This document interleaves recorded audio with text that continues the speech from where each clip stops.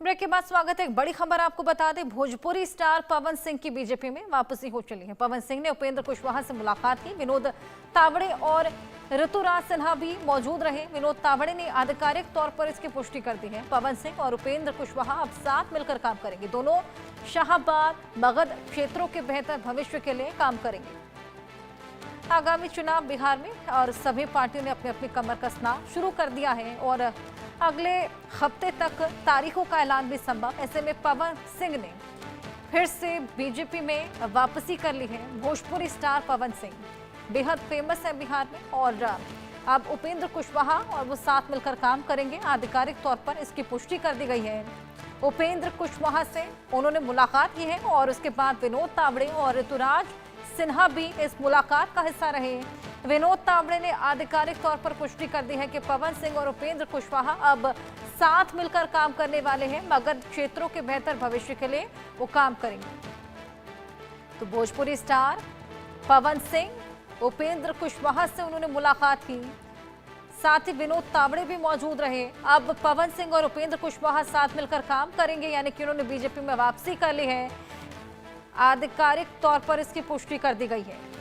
आनंद सिंह हमारे सहयोगी हमारे साथ जुड़ गए हैं। आनंद, इसको लेकर और जानकारी दीजिए। जी हर्षा, देखिए जिस तरीके से आज ये जो अहम मुलाकात हुई है, उपेंद्र कुशवाहा जो आरएलपी पार्टी के चीफ हैं और पवन सिंह जो भोजपुरी के एक बड़े सुपरस्टार हैं, तो इन दोनों के बीच ये मुलाकात काफी खास मानी जा रही है क्योंकि जो नजर है एनडीए की खास तौर पे बिहार चुनाव से ठीक पहले शाहाबाद और मगध रीजन में, तो उस कड़ी में हम आपको ये बताना चाहेंगे कि आखिर किस तरीके से 2020 के चुनाव में मगध शाहाबाद का जो रीजन था, जिसमें करीब 55 सीटें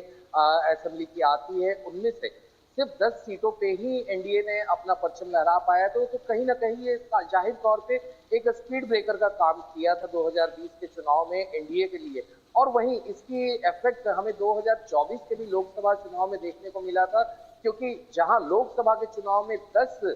लोकसभा सीटें एनडीए हारी थी, तो उनमें से 7 लोकसभा की जो सीट थी वो शाहाबाद मगध के ही क्षेत्र का था। तो ऐसे में खास तौर पे जब पवन सिंह ने खुद ताल ठोक दी थी काराकाट लोकसभा क्षेत्र से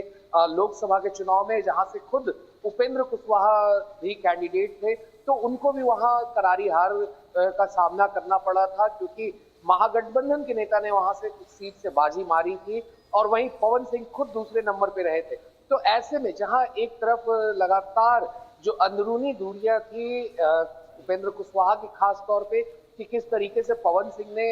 उनके चुनाव में एक उनकी हार के लिए बड़ी भूमिका निभाई थी, तो ऐसे में पवन सिंह का जो आज ये मुलाकात हुई है उपेंद्र कुशवाहा के साथ में, तो क्योंकि वहां पे बीजेपी के जो इंचार्ज है बिहार के विनोद तावड़े वो भी मौजूद थे और उनके मुलाकात के बाद उन्होंने सीधे तौर पर यह संदेश दिया कि आखिर किस तरीके से पवन सिंह जो है बीजेपी के कार्यकर्ता के तौर पर वो काम करेंगे, क्योंकि 2020 के चुनाव में आसनसोल से पहले पवन सिंह को टिकट दी गई थी, मगर उन्होंने बागी रूप अपनाते हुए इंडिपेंडेंट कैंडिडेट के तौर पे काराकाट से चुनाव लड़ा था। और जाहिर तौर पे मगध और शाहाबाद का रीजन ऐसा क्षेत्र है जहां पर पिछले विधानसभा चुनाव में और खास तौर पे पिछले साल लोकसभा चुनाव में हमने देखा था कि महागठबंधन ने किस तरीके से वहां पर बाजी मारी थी, क्योंकि 55 में से 45 सीटें महागठबंधन के खेमे में आई थी। खास तौर पे अगर हम आरा की बात करें, जहां पर आरके सिंह भी जो बीजेपी के बड़े नेता हैं, पूर्व मंत्री भी रहे, उनको भी हार का सामना करना पड़ा था, क्योंकि पवन सिंह के इधर उधर जाने के वजह से एक तरफ जहां कुशवाहा वोट नाराज हुए थे, वहीं राजपूत वोट भी नाराज हुए थे आरा के अंदर। तो ऐसे में जो ये कुशवाहा और राजपूतों का जो वोट था वो कहीं ना कहीं एनडीए से दूर गया था। मगर आज जिस तरीके से मुलाकात की है पवन सिंह ने उपेंद्र कुशवाहा से, जहां वो दिल्ली में उनके घर पे गए, सबसे पहले उनका पैर छूकर उन्होंने उनका आशीर्वाद लिया, तो कहीं ना कहीं एक मैसेज जरूर दिया गया है कि आखिर किस तरीके से पवन सिंह का जो फैक्टर है और उपेंद्र कुशवाहा का जो खास तौर पे कुशवाहा वोट, जो कोयरी समाज से लोग वहां आते हैं, उनका वोट किस तरह से मायने रखता है। तो ये दोनों चीजों को साधने की कोशिश की गई है बीजेपी के द्वारा। और आने वाले विधानसभा चुनाव जो आगे कुछ ही दिनों में होने वाले हैं बिहार में, तो उसमें इसका साफ इफेक्ट देखने को मिल सकता है, क्योंकि पवन सिंह खुद आरा से आते हैं, शाहाबाद रीजन का एक वो बड़ा क्षेत्र है और आरा में ही करीब 7 विधानसभा सीटें, जिनमें से पिछले बार विधानसभा चुनाव में 5 सीटों पे महागठबंधन ने बाजी मारी थी, तो कहीं ना कहीं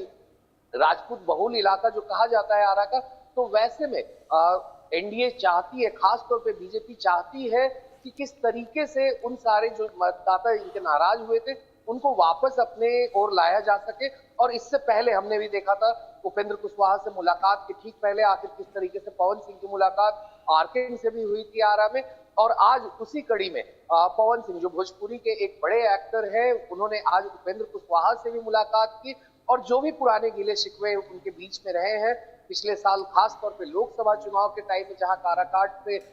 उपेंद्र कुशवाहा की जीत हार की बड़ी कारण बने थे पवन सिंह, तो कहीं ना कहीं उन सारे चीजों को दूर करने का काम ये एनडीए के द्वारा किया गया है। जिस तरीके से आज ये मुलाकात इन लोगों की प्रायोजित कराई गई थी, और खासतौर पे अगर हम सूत्रों की माने तो बीजेपी के तरफ से साफ कहना है कि ये मुलाकात जो है बीजेपी के ही कहने पर करवाई गई, क्योंकि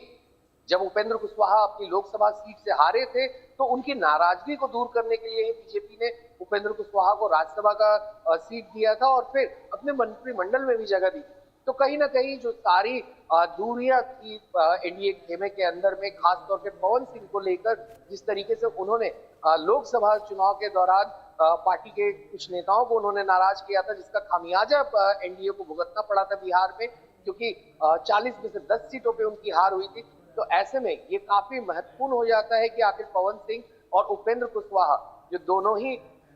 आते हैं अपनी काफी स्ट्रॉन्ग बेस के साथ, एक जहां राजपूत वोटर्स के साथ में और अपनी भोजपुरी स्टार पावर को लेकर आते हैं, तो दूसरी तरफ उपेंद्र कुशवाहा कुशवाहा समाज में, खासतौर पे कोयरी समाज में उनका बड़ा ही लीडरशिप